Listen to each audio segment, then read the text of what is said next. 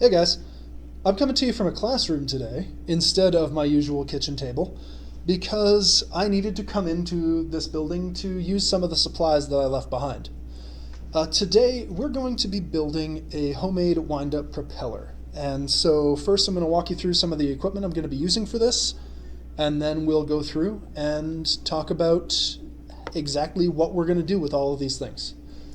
Now most of these can have substitutes, and I'll explain what substitutes you might want to use when I get to that equipment so that you know what we're doing here. So first off, the reason I came in was that I left all these in the classroom before we started working from home. You'll need a glue gun. Specifically, you'll need a low temperature glue gun.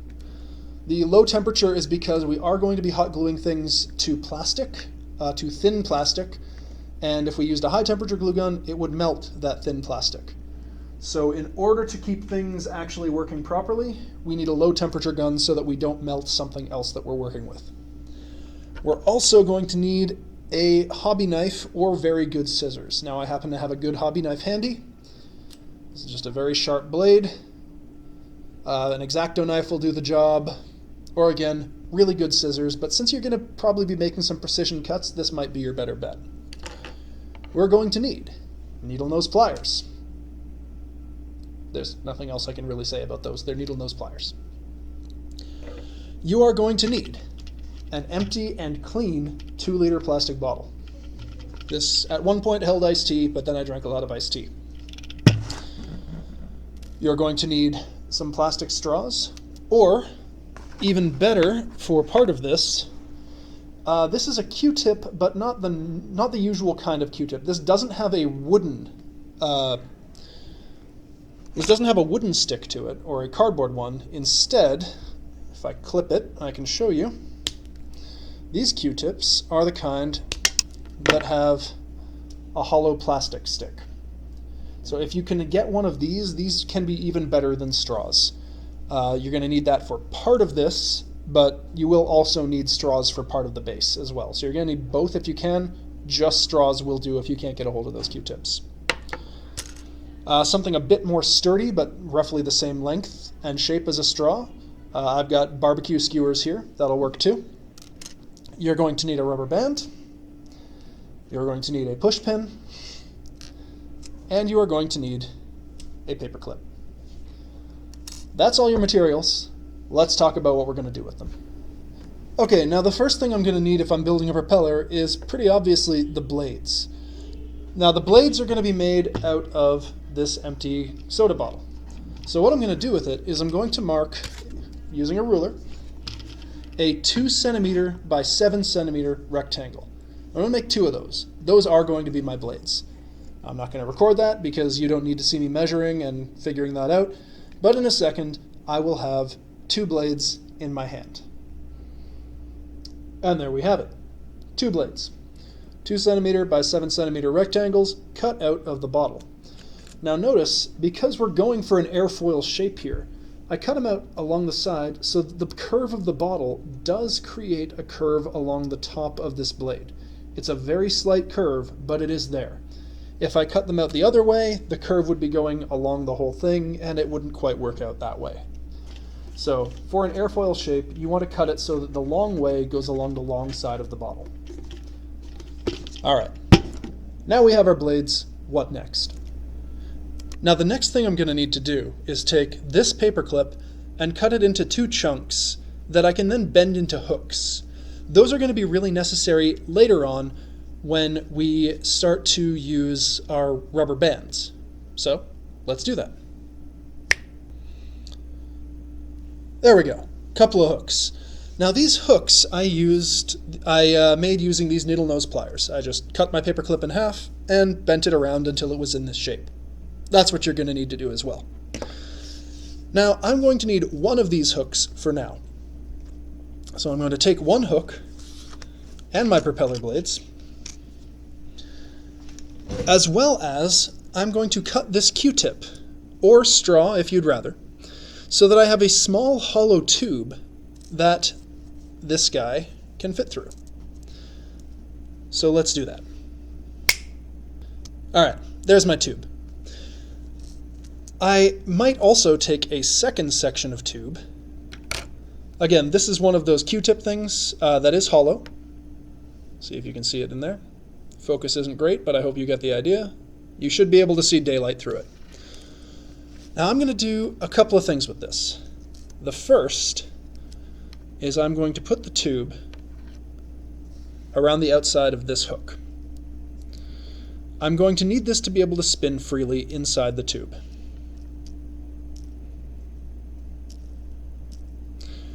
On the other end, I'm going to take my push pin and I'm going to poke a little hole.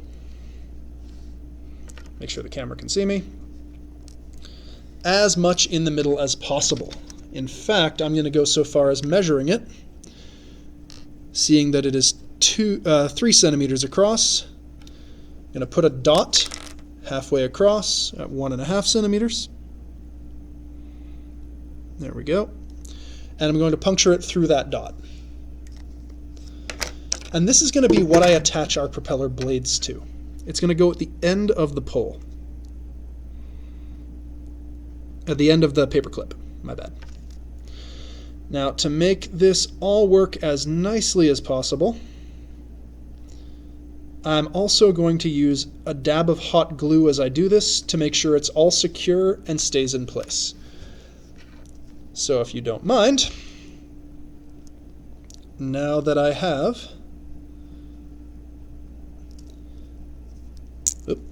falling off.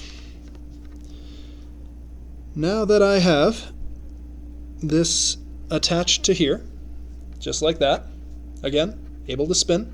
If I hold this pole and spin, looking pretty good so far. I'm going to cut away and I'm going to put some glue on there to hold it in place. So I'll be right back when that's done. Okay, we're now glued in place. An important thing to remember when you're gluing things in this project is thin and balanced. You want your layer of glue to be thin and evenly spread across whatever you're gluing. If it gets off balance too much, it can really interfere with the way it works later. But right now, this thing is pretty secure on the end. It's glued through, and it will spin freely. Every time I make a change to this, I'm going to want to double check to make sure it still spins freely and nicely. So far, so good. The next step is to attach our propeller blades. Now we're going to want to do that at just a bit of an angle. We want these to be just like an actual propeller at an angle of attack that's like 3 or 4 degrees, not very much at all. Once I've got that, I'm going to glue them in place and hold it until it's dry. Then I'm going to go the opposite way. On one side, it's going to be pointing up this way. On the other, it'll be pointing up this way, so that when they spin, they're always pointing the same direction. So, going to go do that. Be right back when they're glued in place. All right, I've finished gluing. What I've got now is a couple of wings, and you can tell this one, the glue didn't quite work out properly. I am going to trim it a bit using the hobby knife to just cut off a little bit of extra. I'll do that off camera in a second.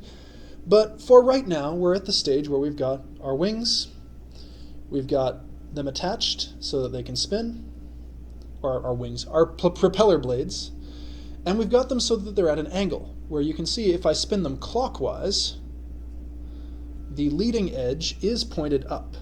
I do have that little angle there. Not much of one, just a few degrees. That's all we need for a propeller blade. But we've got an airfoil shape. It can spin freely. Now, I do have some of those loose hot glue gun hairs, you know, those little threads that come out when you hot glue something. So I'm going to trim those off. I'm going to make sure it's as clean as possible. But once that's taken care of, this is the basis for my propeller. What I'm going to do next is I need to attach it to something so that I can wind it up and let it spin. So we're going to start building that as soon as I've trimmed the glue off of here. Let me show you how that's done. All right, no more glue hairs, and this thing can spin pretty nicely. So we're in an okay spot here. Now the last thing I'm going to do with this for now, before I set it aside, is I'm going to take this rubber band and I'm going to loop it just through this little hook that I created out of my paper clip. This is pretty much good now. What I need to do is take this and attach it to something so I can wind it up. Let's build that something. Okay, now I've taken this barbecue skewer and I've cut it down to a length that really depends on my rubber band. I want it so that there's just a bit of stretch if I go to the end, but not so much that it's a problem. Now, you might think I'm done here. If I glue this to the end, do I now have a propeller? Well, kinda. The problem is that this guy, the paperclip, as it turns, is going to start hitting the skewer. So what I need to do to make sure this is done is make enough space that I can still spin freely. For that, I'm going to use my straw. I'm going to cut just a small piece of straw, and I'm going to use it in two ways. I'm going to use this straw for a couple of things. I could just use it one way actually if I need to, but that space should be enough for this to turn freely if I just use this straw as a spacer. So I'm going to take a bit of straw, I'm going to cut it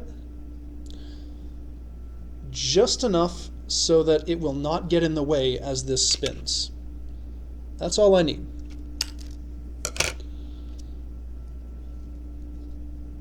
So if I attach it here, will this spin still? It hit my finger that time, but should. Yep, not getting in the way. Is that enough space? It should be enough space. We're going to try and build it. We're going to try and glue these things together. Stick to straw to propeller. And we're going to hope that that's enough that if this thing spins, the propeller's clip will not hit the stick as it's spinning. That's the only thing we really need it for right now. We need that gap. If it's not big enough, I might take another piece of straw. I might do a 2-straw spacer. But I'm hoping that one's enough. If not, I'll have to unglue it and try again. Let's try one for now. Now, once again, the tactic here is thin and even glue. So I'm going to take it, I'm going to put this on a paper towel actually, so that I don't gum up the counter I'm using. And I'm going to just take a thin layer of glue, and I'm going to use the hot nozzle of the glue gun to hold it in place and to melt it a bit thinner even as I go. I'm going to hold it there. I'm going to give it a chance to dry a little bit, turn it over, and do the same. And I want an even layer of glue across the whole thing if I can, because if I keep it even, then I'm not going to throw off the balance of this when it starts to spin. And just like the last time I glued, if I do end up with those little glue gun hairs as I go, I'm going to want to trim those off with my hobby knife as I finish. Right now this looks pretty good, so I'm going to give that a second to dry before I attach the propeller to it. Once I've attached the propeller, I'm going to double check to make sure it spins freely, because I do need that to work, or else my propeller won't work at all. Hopefully that's dry enough now. Let's attach that propeller we've created and see how she goes. And once this is all done, I'll start cleaning up the glue. But for right now, I just want this attached here nicely. Luckily, there's a little bit of glue left on there that this is sticking to. There we go. Small, thin layer. Trying my very, very best to keep this from coming into contact with the clip, because if it touches the clip, then I'll gum up the whole thing. Alright, I'm going to stop my recording so that I can focus on getting this done right and show you the finished product in just a second. Okay, now I've actually removed the rubber band for a moment just to make sure that this works. But what we have is we have our propeller blades, we have our spacer, and we can spin them freely to make sure that this paperclip hook does not come into contact with the stick while it's spinning. I think we're actually ready to make this go. So that's our next step. We need to reattach the rubber band, and you can tell I've added just a little tiny plastic circle here, just to make sure there's a bit of space here, just a little washer. Not necessary, but I'm finding it's helping as I go through this. So we've got an added washer here at the back. This is all good to go, it's spinning freely, this has enough room. Now our problem is hook elastic band in, put our second hook at the back at about the same height, so that these two things can connect to each other, and loop the other end of the rubber band in here.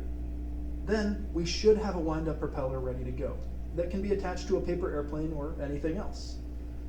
So I'm going to attach this and be right back so that we can attach our rubber band and see if it works.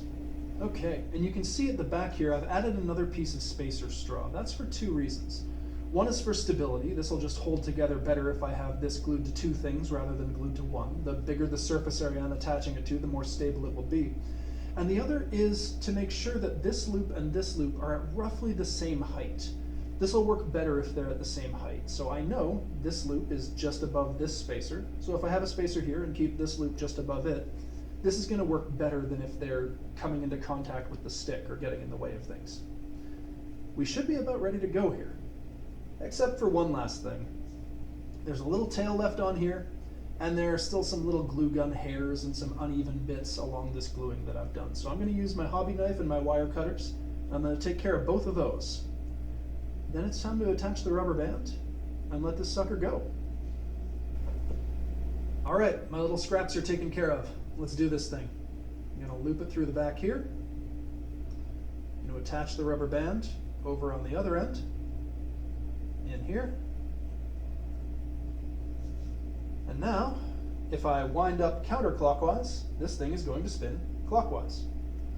So let's wind up counterclockwise and see if this works. I'm going to wind this up as tight as I can possibly go. We're going to go until the rubber band starts bunching. Hopefully nothing breaks in the process. You can see it already starting to bunch over here. Keep going. Why not? Wind.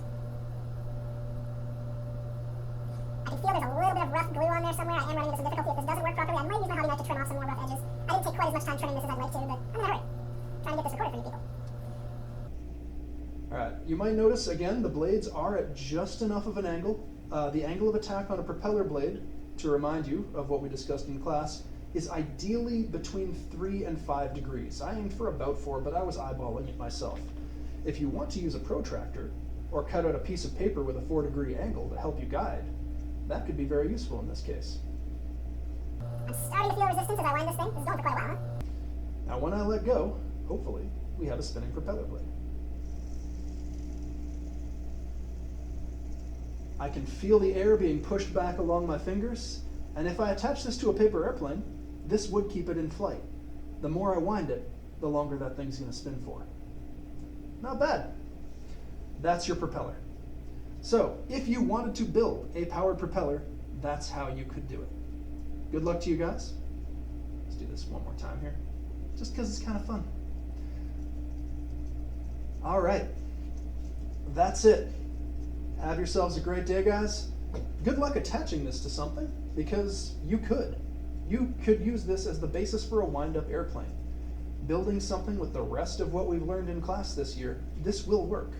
And if we were in the classroom together this year, I would have given you all the materials to do this yourself, and we would have spent a few days doing it.